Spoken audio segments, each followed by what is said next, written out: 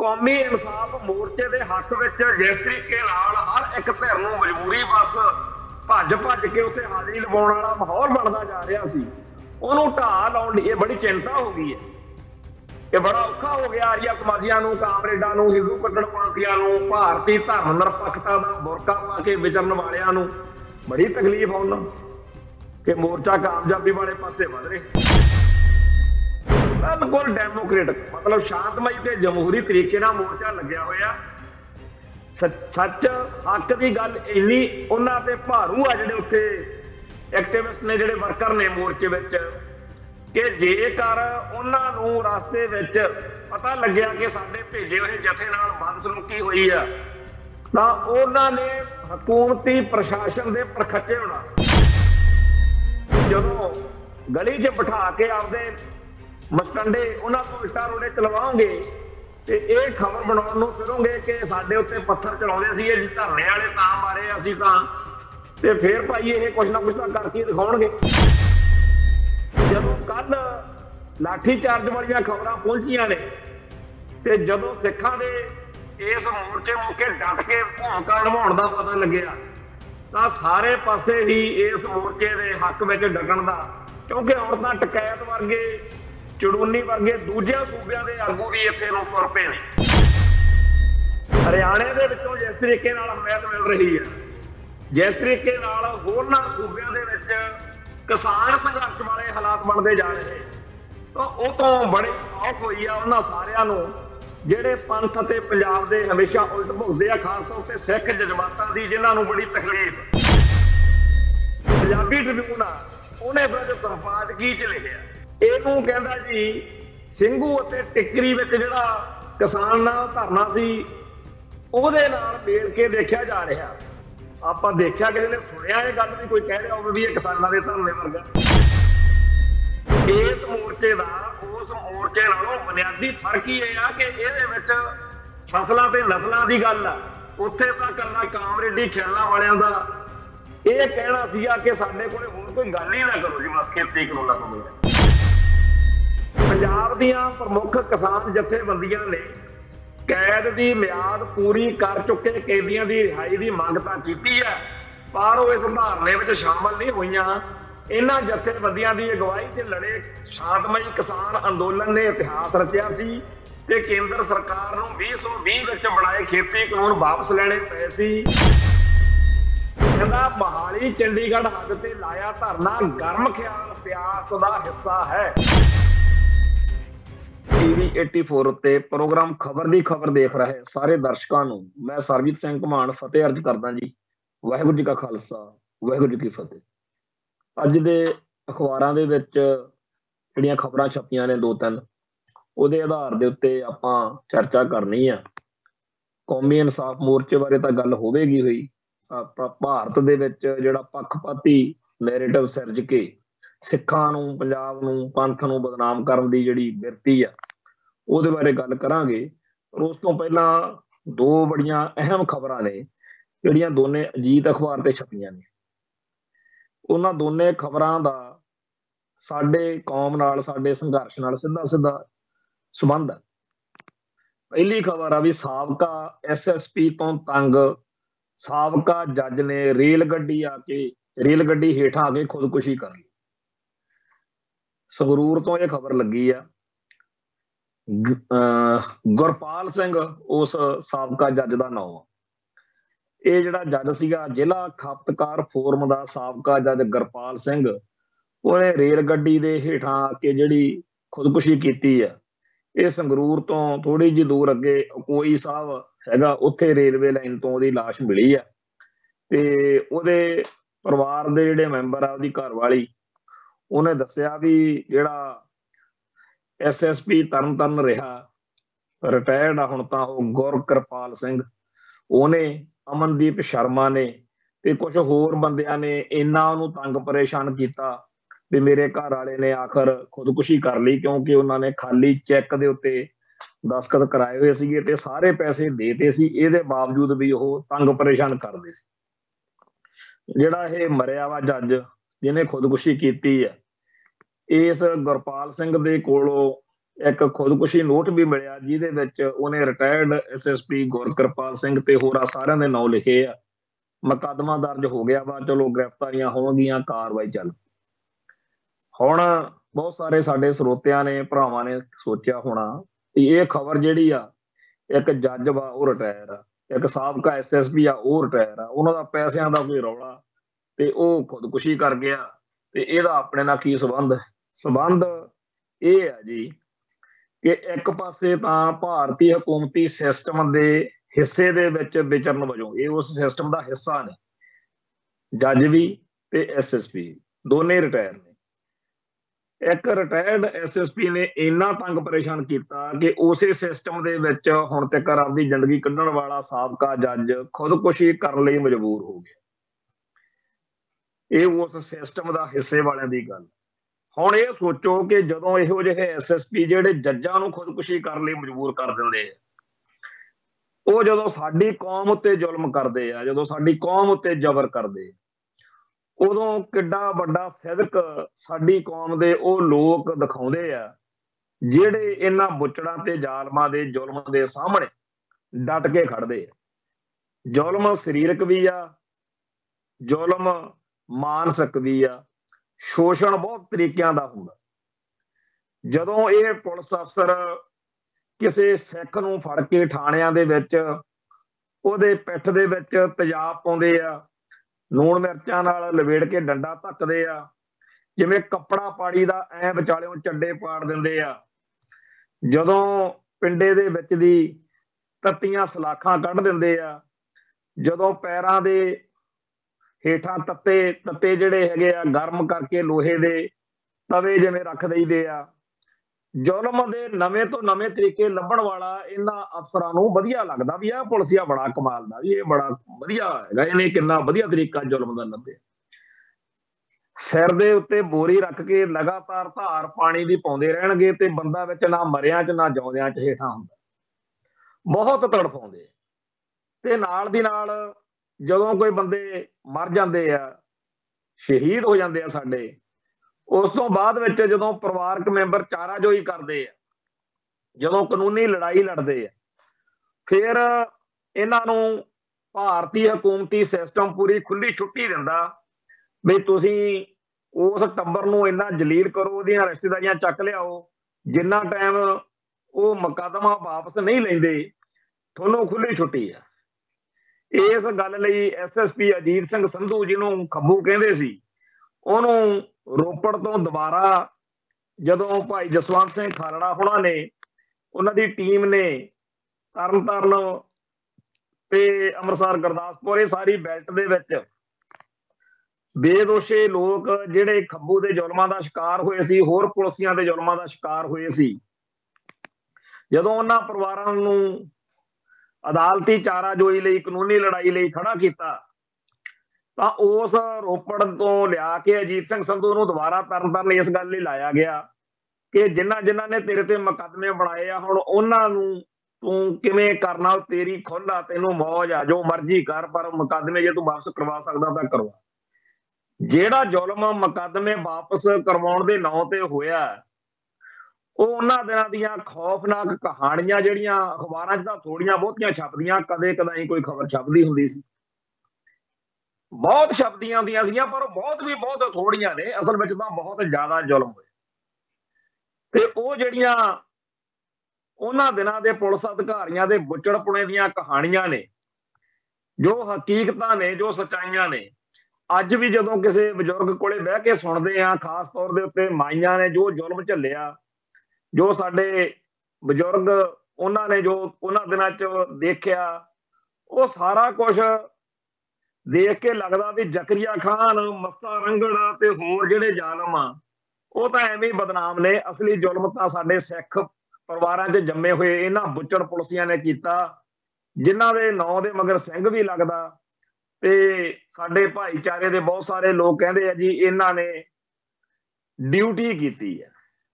Duty ਇਹ ਤਾਂ ਨਹੀਂ ਕਹਿੰਦੀ ਹੈਗੀ ਕਿ ਇੰਨਾ ਅਖਲਾਕ ਤੋਂ ਗਿਰ ਜਾਓ, ਇੰਨਾ ਅਨੈਤਿਕ ਹੋ ਜਾਓ। ਡਿਊਟੀ ਕਿਸੇ ਖਿੱਤੇ ਦੇ ਵਿੱਚ, ਚਲੋ ਜੇਕਰ ਤੁਸੀਂ ਕਿਸੇ ਸਿਸਟਮ ਦਾ ਹਿੱਸਾ, ਉਹ ਸਿਸਟਮ ਜੇਕਰ ਤੁਹਾਨੂੰ ਕਹਿੰਦਾ ਕਿ ਤੁਸੀਂ ਭਾਈ ਇੱਥੇ ਸ਼ਾਂਤੀ ਕਰਨੀ ਆ, ਸ਼ਾਂਤੀ ਲਿਆਉਣੀ ਆ, ਤਾਂ ਸ਼ਾਂਤੀ ਸਿਰਫ ਇਸ ਗੱਲ ਨਾਲ ਤਾਂ ਨਹੀਂ ਆਉਂਦੀ ਕਿ ਤੁਸੀਂ ਵੱਧ ਤੋਂ ਵੱਧ ਬੁੱਚੜ ਤੇ ਜ਼ਾਲਮ ਬਣ ਕੇ ਦਿਖਾਉਣਾ। ਖੈਰ, ਜਿਹੜੇ ਪੁਲਿਸ ਅਫਸਰ ਅੱਜ ਇੰਨੇ ਜਾਬਰ ਤੇ ਜ਼ਾਲਮ ਨੇ, ਅੱਜ ਵੀ ਉਹ ਸਾਬਕਾ ਜੱਜ ਉਹਨਾਂ ਦੇ ਸਤਾਏ ਹੋਏ ਖੁਦਕੁਸ਼ੀਆਂ ਕਰ ਰਹੇ ਨੇ। ਉਹਨਾਂ ਦੇ ਸਾਹਮਣੇ ਡਟਣ ਵਾਲੇ, ਉਹਨਾਂ ਦੇ ਮੁਕਾਬਲੇ ਉੱਤੇ ਖੜ ਕੇ ਲੜਾਈ ਲੜਨ ਵਾਲੇ ਧੰਨ ਨੇ ਉਹ ਪੰਜਾਬ ਦੇ ਧੀਆਂ ਪੁੱਤ, ਪੰਥ ਦੇ ਉਹ ਰਾਖੇ, ਜਿਨ੍ਹਾਂ ਨੇ ਆਪਦੇ ਪਰਿਵਾਰਕ ਮੈਂਬਰਾਂ ਦੇ ਲਈ ਲੜਾਈ ਲੜੀ। ਤੇ ਜਦੋਂ ਮੈਂ ਪੰਜਾਬ ਦਾ ਬੁੱਚੜ KPS ਗਿੱਲ ਕਿਤਾਬ ਦੀ ਗੱਲ ਕਰਦਾ ਹੁੰਨਾ, ਜਿਹੜੀ ਮੈਂ ਲਿਸਟ ਛਾਪੀ ਆ ਉਹਦੇ ਵਿੱਚ ਵੀ ਆ ਉਹ ਜ਼ਾਲਮ ਤੇ ਬੁੱਚੜ ਪੁਲਿਸੀਏ ਨੇ ਜਿਨ੍ਹਾਂ ਨੂੰ ਭਾਰਤੀ ਅਦਾਲਤਾਂ ਨੇ ਮੰਨਿਆ ਕਿ ਇਹਨਾਂ ਨੇ ਵਾਕਿਆ ਹੀ ਬੇਦਰਦੀ ਨਾਲ, ਬੇਤਰਸੀ ਨਾਲ, ਸਿਰਫ ਇਨਾਮ ਤੇ ਤਰੱਕੀ ਲੈਣ ਲਈ ਬੇਦੋਸ਼ੇ ਲੋਕ ਮਾਰੇ ਆ। ਉਹਨਾਂ ਲਾਵਾਰਸ ਲਾਸ਼ਾਂ ਲਈ, ਅਣਪਛਾਤੀਆਂ ਲਾਸ਼ਾਂ ਲਈ ਮੁਆਵਜ਼ੇ ਵੀ ਦਿੱਤੇ ਗਏ ਨੇ, ਤੇ ਬਹੁਤ ਸਾਰੇ ਪੁਲਿਸ ਅਧਿਕਾਰੀਆਂ ਨੂੰ ਜਿਨ੍ਹਾਂ ਨੇ ਜ਼ੁਲਮ ਕੀਤਾ ਸਜ਼ਾਵਾਂ ਵੀ ਹੋਈਆਂ। ਇਸੇ ਗੱਲ ਦੇ ਉੱਤੇ ਅੱਜ ਇੱਕ ਖਬਰ ਜਿਹੜੀ ਛਪੀ ਆ ਉਹ ਵੀ ਇੱਕ ਰਿਟਾਇਰਡ SP ਬਾਰੇ ਆ। ਆਪਾਂ ਇੱਕ SSP ਦੀ ਗੱਲ ਕਰਕੇ ਹਟੇ ਆ ਜਿਹਨੇ ਜੱਜ ਨੂੰ ਖੁਦਕੁਸ਼ੀ ਲਈ ਮਜਬੂਰ ਕਰਤਾ। ਹੁਣ ਅਗਲੀ ਖਬਰ ਆ ਜਿਹੜੀ, ਇਹ ਵੀ ਅਜੀਤ ਉੱਤੇ ਹੀ ਛਪੀ ਆ ਅੱਜ। ਉਹ ਖਬਰ ਉਸ SP ਬਾਰੇ ਆ, ਉਹ ਵੀ ਰਿਟਾਇਰ ਆ, ਜਗਦੀਪ ਸਿੰਘ, ਜਿਹੜਾ ਅਦਾਲਤੀ ਕਾਰਵਾਈ ਤੋਂ ਡਰਦਾ, ਲੁਕਿਆ ਫਿਰਦਾ, ਭੱਜਿਆ ਫਿਰਦਾ, ਤੇ CBI ਦੀ ਜਿਹੜੀ ਸਪੈਸ਼ਲ ਕੋਰਟ ਵਾ ਮੋਹਾਲੀ 'ਚ, ਉਥੋਂ ਉਹ ਹੁਣ ਗੈਰ ਹਾਜ਼ਰ ਹੋਣ ਕਰਕੇ ਲਗਾਤਾਰ ਤਰੀਕਾਂ ਤੇ ਨਹੀਂ ਆ ਰਿਹਾ। ਜਿਹੜੇ ਉਹਨੇ ਵਕੀਲ ਕੀਤੇ ਸੀਗੇ ਉਹ ਵੀ ਹੱਥ ਖੜੇ ਕਰ ਗਏ। ਉਹਨਾਂ ਨੇ ਵੀ ਪਾਵਰ ਆਫ ਅਟਾਰਨੀ ਜਿਹੜੀ ਆਪਾਂ ਦਿੰਦੇ ਹੁੰਦੇ ਆ ਵੀ ਇਹ ਮੇਰਾ ਵਕੀਲ ਆ, ਉਹ ਉਹਨਾਂ ਨੇ ਵਾਪਸ ਕਰਤੀ ਵੀ ਅਸੀਂ ਇਹਦੇ ਵੱਲੋਂ ਨਹੀਂ ਪੇਸ਼ ਹੋਣਾ। ਤੇ ਜਿਹੜਾ CBI ਦਾ ਇਹ ਕੇਸ ਆ ਉਹਦੇ 'ਚ ਹੁਣ SP ਜਗਦੀਪ ਸਿੰਘ ਨੂੰ, ਜਿਹੜਾ ਰਿਟਾਇਰਡ SP ਆ, ਉਹਨੂੰ 12 ਫਰਵਰੀ ਤੱਕ ਅਦਾਲਤ ਵਿੱਚ ਪੇਸ਼ ਕਰਨ ਦਾ ਹੁਕਮ ਜਿਹੜਾ ਹੈ ਉਹ ਹੁਣ ਦਿੱਤਾ ਗਿਆ। 2 ਮੁਕੱਦਮੇ ਆ 1992-93 ਦੇ, ਜਿਨ੍ਹਾਂ ਵਿੱਚ CBI ਦੀ ਕੋਰਟ ਨੇ ਇਸ ਰਿਟਾਇਰਡ SP ਨੂੰ ਅਦਾਲਤ ਵਿੱਚ ਪੇਸ਼ ਹੋਣ ਦੇ ਹੁਕਮ ਦਿੱਤੇ ਆ। ਉਹ ਇੱਕ ਤਾਂ ਹੈਗਾ ਬੀਬੀ ਮਹਿੰਦਰ ਕੌਰ ਨੂੰ ਜਬਰੀ ਚੱਕ ਕੇ ਨਜਾਇਜ਼ ਹਿਰਾਸਤ ਵਿੱਚ ਰੱਖ ਕੇ ਫਿਰ ਲਾਪਤਾ ਕੀਤਾ, ਗਾਇਬ ਕੀਤਾ ਹੈ। ਤੇ ਇਹਦਾ ਦੂਜਾ ਮੁਕੱਦਮਾ ਹੈਗਾ, ਉਹ ਹੈਗਾ ਭਾਈ ਅਰੂੜ ਸਿੰਘ ਮਾਨੋ ਚਾਹਲ ਨੂੰ ਇਸੇ ਤਰੀਕੇ ਨਾਲ ਨਜਾਇਜ਼ ਹਿਰਾਸਤ ਵਿੱਚ ਰੱਖ ਕੇ ਫਿਰ ਉਹਦਾ ਝੂਠਾ ਪੁਲਿਸ ਮੁਕਾਬਲਾ ਬਣਾ ਕੇ ਉਹਨੂੰ ਖਤਮ ਕਰਨ ਦਾ। ਸਾਡੇ ਬਹੁਤ ਸਾਰੇ ਭਰਾਵਾਂ ਨੂੰ ਇਹ ਚੇਤਾ ਕਰਾਉਣਾ ਚਾਹਾਂਗਾ ਕਿ ਜਿਹੜਾ ਇਹ ਬੀਬੀ ਮਹਿੰਦਰ ਕੌਰ ਵਾਲਾ ਮੁਕੱਦਮਾ ਹੈ, ਇਹ ਖਾਲਿਸਤਾਨ ਕਮਾਂਡੋ ਫੋਰਸ ਦੇ ਮੁਖੀ ਭਾਈ ਪਰਮਜੀਤ ਸਿੰਘ ਪੰਜਵੜ ਦੇ ਮਾਤਾ ਜੀ ਹੈ। ਤੁਸੀਂ ਬੜੇ ਲੋਕਾਂ ਤੋਂ ਪਿਛਲੇ ਦਿਨਾਂ ਦੇ ਵਿੱਚ ਇਹੋ ਜਿਹੀਆਂ ਗੱਲਾਂ ਸੁਣੀਆਂ ਹੋਣਗੀਆਂ ਕਿ ਭਾਈ ਪਰਮਜੀਤ ਸਿੰਘ ਪੰਜਵੜ ਤਾਂ ਗਲਤ ਵਾ, ਉਹ ਆਹ ਕਰਦਾ, ਉਹਨੇ ਉਹ ਕਰਤਾ ਸੀ। ਪਰ ਉਹਦੇ ਟੱਬਰ ਦੇ ਜੀਆਂ ਨੂੰ ਜਿਸ ਤਰੀਕੇ ਨਾਲ ਸੂਲੀ ਟੰਗਿਆ ਗਿਆ, ਜਿਸ ਤਰੀਕੇ ਨਾਲ ਉਹਦੇ ਪਰਿਵਾਰਕ ਮੈਂਬਰਾਂ ਨੂੰ ਨਿਸ਼ਾਨਾ ਬਣਾਇਆ ਗਿਆ, ਉਹਦੀ ਦਾਸਤਾਨ ਜੇ ਕੋਈ ਸੁਣੇ ਤਾਂ ਬੰਦਾ ਕਹਿੰਦਾ ਵੀ ਜੇ ਇਹੋ ਜਿਹਾ ਕੰਮ ਭਾਰਤੀ ਏਜੰਸੀਆਂ ਨਾਲ ਰਲਣ ਵਾਲਿਆਂ ਦਾ ਹੁੰਦਾ ਫਿਰ ਤਾਂ ਤੌਬਾ ਹੀ ਆ। ਕਿਉਂਕਿ ਇਹ ਦੋਸ਼ ਲਾਏ ਜਾ ਰਹੇ ਆ ਕਿ ਜੀ ਉਹ ਤਾਂ ਸਿਸਟਮ ਨਾਲ ਰਲ ਗਿਆ। ਉਹ ਜਿੱਥੇ ਵੀ ਪੰਜਵੜ ਬੈਠਾ ਹੈ ਉਹਦੀ ਗੱਲ ਆ, ਉਹਨੂੰ ਪਤਾ ਹੋਊ ਵੀ ਕੀ ਕਹਾਣੀ ਹੈ। ਪਰ ਸਾਡੇ ਸਾਹਮਣੇ ਪੰਜਾਬ ਦੇ ਵਿੱਚ ਉਹਦੇ ਪਰਿਵਾਰਕ ਮੈਂਬਰਾਂ ਦੇ ਨਾਲ ਬਹੁਤ ਭਾਰੀ ਤਸ਼ੱਦਦ ਤੇ ਜ਼ੁਲਮ ਹੋਇਆ। ਸੋ ਉਹਨਾਂ ਦੇ ਮਾਤਾ ਜੀ ਬੀਬੀ ਮਹਿੰਦਰ ਕੌਰ ਨੂੰ ਚੱਕ ਕੇ ਜਿਸ ਤਰੀਕੇ ਨਾਲ SP ਜਗਦੀਪ ਸਿੰਘ ਨੇ ਉਹਨੂੰ ਤਸ਼ੱਦਦ ਕੀਤਾ ਹੋਣਾ ਹੈ, ਜਿਸ ਤਰੀਕੇ ਨਾਲ ਅਖੀਰ ਉਹ ਤਸ਼ੱਦਦ ਦੌਰਾਨ ਹੀ ਉਹਦਾ ਕਤਲ ਹੋ ਗਿਆ, ਉਹਨੂੰ ਮਾਰ ਦਿੱਤਾ ਹੈ। ਉਪਰੰਤ ਉਹਦੀ ਲਾਸ਼ ਵੀ ਕਿਤੇ ਗਾਇਬ ਕਰ ਦਿੱਤੀ, ਪਤਾ ਨਹੀਂ ਕਿੱਥੇ ਉਹਨੂੰ ਹਰੀਕੇ ਪੱਤਣ ਕਿਹੜੇ ਉਹਨੂੰ ਸ਼ਮਸ਼ਾਨ ਘਾਟ 'ਚ ਕਿੱਥੇ ਕੀ ਕੀਤਾ, ਇਹ ਤਾਂ ਵਾਹਿਗੁਰੂ ਜਾਣੇ। ਪਰ ਉਹਨੂੰ ਇਹ ਜਿਹੜਾ ਜਗਦੀਪ ਸਿੰਘ ਆ, ਇਹਨੂੰ ਤੇ ਇਹਦੇ ਵਰਗਿਆਂ ਨੂੰ ਉਦੋਂ ਆਪਦੇ ਆਪ ਨੂੰ ਇਹ ਸਮਝਦੇ ਸੀ ਵੀ ਅਸੀਂ ਭਾਰਤੀ ਹਕੂਮਤੀ ਸਿਸਟਮ ਦੇ ਬੜੇ ਵੱਡੇ ਹੁਣ ਕਰਿੰਦੇ ਆ ਤੇ ਅਸੀਂ ਜੋ ਮਰਜ਼ੀ ਕਰੀਏ। ਜਿਵੇਂ ਲੱਕੜ ਦਾ ਕਹਾੜਾ ਹੁੰਦਾ, ਕਹਾੜੇ ਦਾ ਦਸਤਾ ਹੁੰਦਾ ਨਾ, ਇਹ ਕਹਾੜੇ ਦਾ ਦਸਤਾ ਬਣੇ ਹੋਏ ਸੀਗੇ, ਇੰਡੀਆ ਦੇ ਕਹਾੜੇ ਦਾ ਦਸਤਾ। ਔਰ ਬੜੇ ਵੱਡੇ ਪੱਧਰ ਦੇ ਉੱਤੇ ਇੱਥੇ ਕਤਲੇਆਮ ਹੋਇਆ। ਮਾਝੇ ਦੇ ਕਈ ਪਿੰਡਾਂ 'ਚ ਕਈ ਸਾਲ ਜਾਨ ਨਹੀਂ ਚੜੀ। ਬੀਬੀ ਮਹਿੰਦਰ ਕੌਰ ਨੂੰ 1992 ਚ ਥਾਣਾ ਝਬਾਲ ਦੇ ਮੁਖੀ ਦੇ ਰੂਪ ਦੇ ਵਿੱਚ ਉਦੋਂ ਜਗਦੀਪ ਸਿੰਘ ਉੱਥੇ ਸੀਗਾ ਥਾਣੇ 'ਚ, ਜਦੋਂ ਇਹਨੂੰ ਚੱਕਿਆ ਤੇ ਗਾਇਬ ਕੀਤਾ। ਫਿਰ ਇਹ ਜਿਹੜਾ ਮੁਕੱਦਮਾ ਸੀ ਉਦੋਂ ਰਿਟਾਇਰਡ ਜਸਟਿਸ ਅਜੀਤ ਸਿੰਘ ਬੈਂਸ ਉਹਨਾਂ ਦਾ ਜਿਹੜਾ ਪੰਜਾਬ ਮਨੁੱਖੀ ਅਧਿਕਾਰ ਕਮਿਸ਼ਨ ਸੀਗਾ ਉਹਨਾਂ ਵੱਲੋਂ ਅਦਾਲਤਾਂ 'ਚ ਲੈ ਕੇ ਜਾਇਆ ਗਿਆ। ਅਖੀਰ CBI ਕੋਲੇ ਕੇਸ ਗਿਆ ਤੇ ਇਸ DSP ASP ਜਗਦੀਪ ਸਿੰਘ ਤੇ ਸਾਬਕਾ DSP ਜਿਹੜਾ ਅਸ਼ੋਕ ਕੁਮਾਰ ਆ ਤੇ ਹੋਰ ਆ, ਇਹਨਾਂ ਖਿਲਾਫ ਇਹ ਫਿਰ ਮੁਕੱਦਮਾ ਇਹ ਚਾਰਜਸ਼ੀਟ ਦਰਜ ਹੋਈ। 30 ਸਾਲ ਹੋ ਗਏ ਇਸ ਮੁਕੱਦਮੇ ਨੂੰ ਚੱਲਦੇ ਨੂੰ ਤੇ ਹੁਣ ਬਿਲਕੁਲ ਆਖਰੀ ਪੜਾਅ ਤੇ ਆ ਤੇ ਅਦਾਲਤ ਵਿੱਚ ਇਸ ਕੇਸ ਵਿੱਚ ਆਖਰੀ ਸਜ਼ਾ ਸੁਣਾਉਣ ਦਾ ਜਦੋਂ ਵਕਤ ਆਇਆ ਤਾਂ ਜਗਦੀਪ ਸਿੰਘ ਹੁਣ SP ਸਾਹਿਬ ਫਰਾਰ ਹੋ ਗਏ। ਗੱਲ ਇਹ ਹੈ ਬਈ ਇਦੋਂ ਪਹਿਲਾਂ ਇਸ ਟੱਬਰ ਦੇ ਖਿਲਾਫ ਜਿਹੜਾ ਪਿਛਲੇ 4 ਸਾਲ ਤੋਂ ਬਹੁਤ ਕੁਝ ਆਇਆ ਉਹ ਇਸੇ ਮੁਕੱਦਮੇ ਦੇ ਮੁਤਲਕ ਆਇਆ ਸੀ। ਜਿਹੜਾ ਭਾਈ ਪਰਮਜੀਤ ਸਿੰਘ ਪੰਜਵੜ ਅਤੇ ਉਹਦੇ ਟੱਬਰ ਦੇ ਖਿਲਾਫ ਉਹਦੀਆਂ ਗੱਲਾਂ ਦੇ ਖਿਲਾਫ ਤੁਸੀਂ ਬਹੁਤ ਕੁਝ ਪੜ੍ਹਦੇ ਸੁਣਦੇ ਹੋ ਨਾ, ਉਹ ਜਗਦੀਪ ਸਿੰਘ ਜਿਹੜਾ SP ਸੀ ਜਾਂ ਪੁਲਿਸ ਪ੍ਰਬੰਧ ਸੀ ਜਾਂ ਸਿਸਟਮ ਸੀ, ਉਹਦੇ ਕਰਮਚਾਰੀ ਉਹਦੇ ਕਰਿੰਦੇ ਕਰਦੇ ਸੀ ਤਾਂ ਕਿ ਲੋਕਾਂ ਦੇ ਦਿਲਾਂ ਦੇ ਵਿੱਚ ਭਾਈ ਪਰਮਜੀਤ ਸਿੰਘ ਪੰਜਵੜ ਅਤੇ ਉਹਦੇ ਟੱਬਰ ਦੇ ਉੱਤੇ ਜਿਹੜਾ ਜ਼ੁਲਮ ਹੋਇਆ ਉਹਦੀ ਸਹੀ ਤਸਵੀਰ ਨਾ ਜਾਵੇ। ਲੋਕ ਸਭਾ ਤੇ ਕਹਿਣ ਕਿ ਇਹਦੇ ਨਾਲ ਤਾਂ ਹੋਰ ਜ਼ਿਆਦਾ ਹੋਣੀ ਚਾਹੀਦੀ ਸੀ, ਇਹਦੇ ਨਾਲ ਫਿਰ ਕੀ ਹੋ ਗਿਆ ਜੇ ਇਹਦੀ ਮਾਤਾ ਨੂੰ ਚੱਕ ਕੇ ਮਾਰ। ਇਹ ਮਾਹੌਲ ਬਣਾਉਣ ਲਈ ਸਾਡੇ ਕੌਮ ਦੇ ਵਿੱਚੋਂ ਬਹੁਤ ਸਾਰੇ ਬੰਦੇ ਸਰਗਰਮ ਨੇ। ਤੇ ਦੂਜੇ ਪਾਸੇ ਜਿਹੜਾ ਭਾਈ ਅਰੂੜ ਸਿੰਘ ਮਾਨੋ ਚਾਹਲ ਆ ਉਹਨੂੰ ਵੀ ਇਦਾਂ ਹੀ ਚੱਕ ਕੇ ਇਹਨਾਂ ਅਫਸਰਾਂ ਨੇ ਮਾਰਿਆ ਸੀ। ਮਾਨੋ ਚਾਹਲ ਪਿੰਡ ਜਿਹੜਾ ਹੈ ਉੱਥੋਂ ਦਾ ਸੀਗਾ ਭਾਈ ਅਰੂੜ ਸਿੰਘ। ਉਹਨੇ ਇਹ ਗੱਲ ਦੱਸੀ ਸੀ ਕਿ ਮੇਰਾ ਟਰੈਕਟਰ ਜਿਹੜਾ ਹੈਗਾ ਉਹ ਕੋਈ ਖੋਹ ਕੇ ਲੈ ਗਏ ਆ। ਉਹਨੇ ਇਹ ਰਿਪੋਰਟ ਜਿਹੜੀ ਲਿਖਾਈ ਸੀ ਤਾਂ ਮਾਨੋ ਚਾਹਲ ਥਾਣੇ ਦੀ ਪੁਲਿਸ ਜਿਹੜੀ ਸੀ ਉਹਨੇ ਸੁਨੇਹਾ ਭੇਜਿਆ ਅਰੂੜ ਸਿੰਘ ਨੂੰ ਵੀ ਤੇਰਾ ਟਰੈਕਟਰ ਮਿਲ ਗਿਆ ਤੇ ਆਪਦਾ ਪਛਾਣ ਕੇ ਟਰੈਕਟਰ ਲੈ ਜਾ। ਅਰੂੜ ਸਿੰਘ ਜਦੋਂ ਥਾਣੇ ਗਿਆ ਤਾਂ ਉਹਨੂੰ ਕਈ ਦਿਨ ਨਜਾਇਜ਼ ਹਿਰਾਸਤ ਵਿੱਚ ਰੱਖਣ ਤੋਂ ਬਾਅਦ ਉਹਨੂੰ ਝੂਠੇ ਮੁਕਾਬਲੇ 'ਚ ਮਾਰਤਾ। ਤੇ ਇਸ ਮਾਮਲੇ ਦੇ ਵਿੱਚ ਵੀ ਇਹੀ ਜਗਦੀਪ ਸਿੰਘ ਤੇ ਰਾਜਕੁਮਾਰ ਜਿਹੜਾ ਇਹ ਨਾਮਜ਼ਦ ਨੇ, ਇਹਨਾਂ ਦੇ 13 ਫਰਵਰੀ ਲਈ ਇਸ ਮਾਮਲੇ 'ਚ ਵਾਰੰਟ ਜਾਰੀ ਹੋਏ ਨੇ। ਸੋ ਦੋ ਮਾਮਲੇ ਆ, ਇੱਕ ਭਾਈ ਪਰਮਜੀਤ ਸਿੰਘ ਪੰਜਵੜ ਦੀ ਮਾਤਾ ਦਾ, ਇੱਕ ਭਾਈ ਅਰੂੜ ਸਿੰਘ ਮਾਨੋ ਚਾਹਲ ਦਾ। ਦੋਨਾਂ ਮੁਕੱਦਮਿਆਂ ਦੇ ਵਿੱਚ ਸਜ਼ਾ ਹੋਣ ਦਾ ਪੂਰਾ ਉਹਨਾਂ ਨੂੰ ਅੰਦੇਸ਼ਾ ਵਾ। ਇਸ ਕਰਕੇ ਉਹਨਾਂ ਨੂੰ ਲੱਗਦਾ ਹੈ ਵੀ ਹੁਣ ਖਨੀ ਨਿਕਲ ਚਲੀਏ। ਗੱਲ ਤਾਂ ਇੱਥੋਂ ਤੱਕ ਚੱਲਦੀ ਆ ਵੀ ਜਿਹੜਾ ਖੱਬੂ ਅਜੀਤ ਸਿੰਘ ਆ ਉਹ ਵੀ ਕਿਸੇ ਬਾਹਰਲੇ ਮੁਲਕ 'ਚ ਸੈੱਟ ਕਰਤਾ ਵੀ ਜਿਹੜਾ ਚੰਡੀਗੜ੍ਹ ਕੋਲੇ ਕਹਿੰਦੇ ਸੀਗੇ ਵੀ ਲਾਸ਼ ਮਿਲੀ ਆ, ਸੰਧੂ ਖੁਦਕੁਸ਼ੀ ਕਰ ਗਿਆ, ਵੀ ਉਹ ਗੱਲ ਝੂਠੀ ਆ। ਇਹ ਸਦਾ ਹੀ ਗੱਲ ਚੱਲਦੀ ਰਹੀ ਆ। ਫਿਲਮਾਂ ਵੀ ਬਣੀਆਂ ਇਸ ਮਸਲੇ ਉੱਤੇ।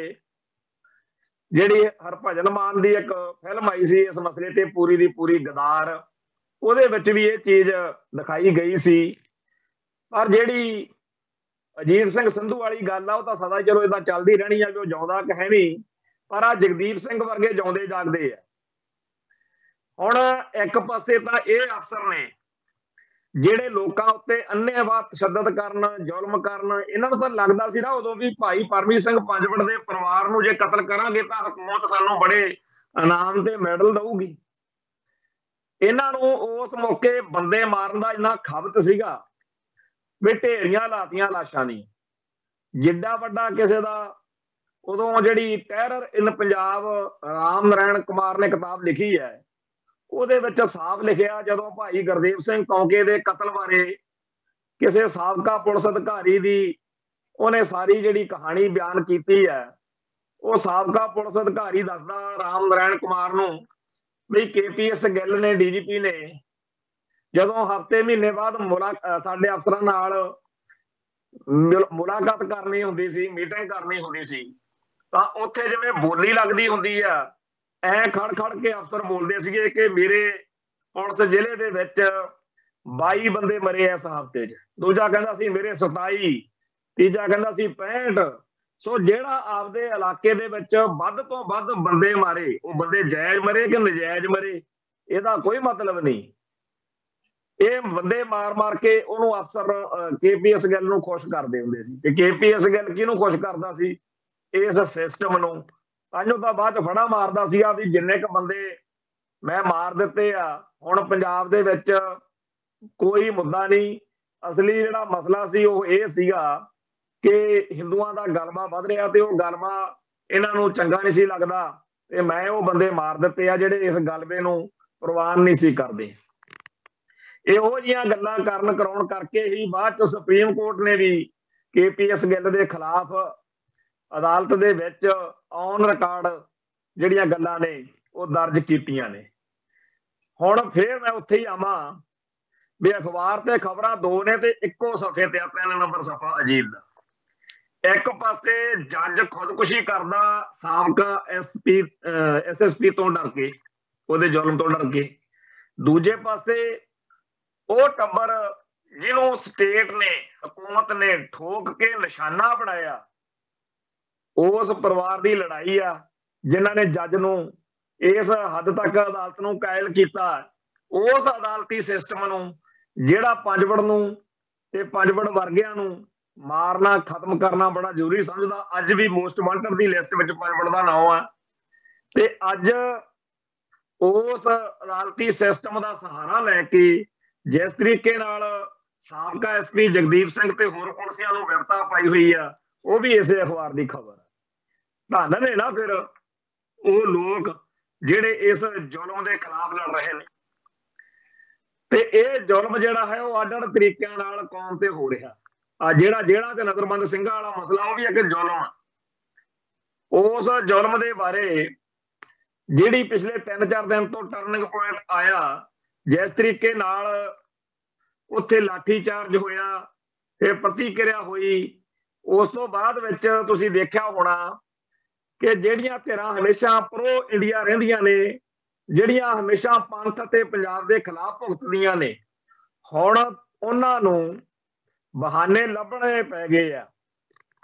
ਬਹਾਨੇ ਕਾਹਦੇ ਲਈ ਲੱਭਣੇ ਪੈ ਰਹੇ ਨੇ ਕਿ ਕਿਸੇ ਤਰੀਕੇ ਨਾਲ ਇਸ ਸੰਘਰਸ਼ ਦੀ ਸਿੱਧੀ ਹਮਾਇਤ ਤੋਂ ਕਿਵੇਂ ਬਚੀਏ, ਕਿਉਂਕਿ ਮੁਸ਼ਕਲ ਬੜਾ, ਔਖਾ ਬੜਾ। ਜਿਹੜੇ ਪੰਜਾਬ ਦੇ ਵਿੱਚ ਵਿਚਰਨਾ ਚਾਹੁੰਦੇ ਆ ਕਿਸੇ ਵੀ ਰੂਪ ਚ, ਸਿਆਸੀ ਤੌਰ ਤੇ, ਧਾਰਮਿਕ ਤੌਰ ਤੇ ਜਾਂ ਕਿਸੇ ਹੋਰ ਰੂਪ ਦੇ ਵਿੱਚ, ਉਹਨਾਂ ਸਭ ਲਈ ਇਸ ਮੋਰਚੇ ਦੀ ਹਮਾਇਤ ਕਰਨ ਤੋਂ ਬਚਣਾ ਔਖਾ, ਹਮਾਇਤ ਕਰਨੀ ਨਹੀਂ ਚਾਹੁੰਦੇ। ਇਸੇ ਕਰਕੇ ਕਾਮਰੇਡ ਜਥੇਬੰਦੀਆਂ ਜਿਹੜੀਆਂ ਨੇ, ਜਿਵੇਂ ਕੱਲ ਵੀ ਆਪਾਂ ਗੱਲ ਕੀਤੀ ਸੀ, ਬਾਦਲ ਵਾਲੇ ਹੋਰ ਬਹੁਤ ਸਾਰੇ, ਉੱਥੇ ਜਾ ਕੇ ਹਾਜ਼ਰੀ ਲਵਾ ਕੇ ਉਹ ਸਿਰਫ ਜਾਬਤਾ ਪੂਰਾ ਕਰਨਾ ਚਾਹੁੰਦੇ ਆ। ਕਾਮਰੇਡ ਕਿਸਾਨ ਜਥੇਬੰਦੀਆਂ ਦੀ ਲੀਡਰਸ਼ਿਪ ਦੇ ਤੁਸੀਂ ਸੋਸ਼ਲ ਮੀਡੀਆ ਉੱਤੇ ਬਿਆਨ ਸੁਣ ਲਓ, ਲੱਗ ਪਿਆ ਕਰਨ ਉਹ ਕਿ ਜੀ ਇਹ ਸਾਰੇ ਸਤਾਏ ਹੋਏ ਲੋਕਾਂ ਦੀ ਮੰਗ ਲਈ ਸੰਘਰਸ਼ ਲੜਨਾ ਚਾਹੀਦਾ। ਇਹ ਜੀ ਇਕੱਲੇ ਸਿੱਖਾਂ ਦੀ ਗੱਲ ਨਹੀਂ ਕਰਨੀ ਚਾਹੀਦੀ, ਇੱਕ ਧਿਰ ਦੀ, ਇੱਕ ਧੜੇ ਦੀ, ਇੱਕ ਧਰਮ ਦੀ ਗੱਲ ਨਹੀਂ ਜੀ ਕਰਨੀ ਚਾਹੀਦੀ। ਅਸੀਂ ਤਾਂ ਜੀ ਸਾਰੇ ਜਿਹੜੇ ਭਾਰਤ ਦੇ ਵਿੱਚ ਸਤਾਏ ਹੋਏ ਲੋਕ ਨੇ ਸਿਸਟਮ ਦੇ, ਸਾਰਿਆਂ ਦੀ ਰਿਹਾਈ ਦੀ ਗੱਲ ਕਰਨੀ ਚਾਹੀਦੀ। ਹੱਦ ਹੋਈ ਪਈ ਆ ਇਹਨਾਂ ਦੀ। ਇਹ ਕੀ ਸਮਝਦੇ ਆ ਦੁਨੀਆ ਨੂੰ ਕਾਮਰੇਡ ਬਈ?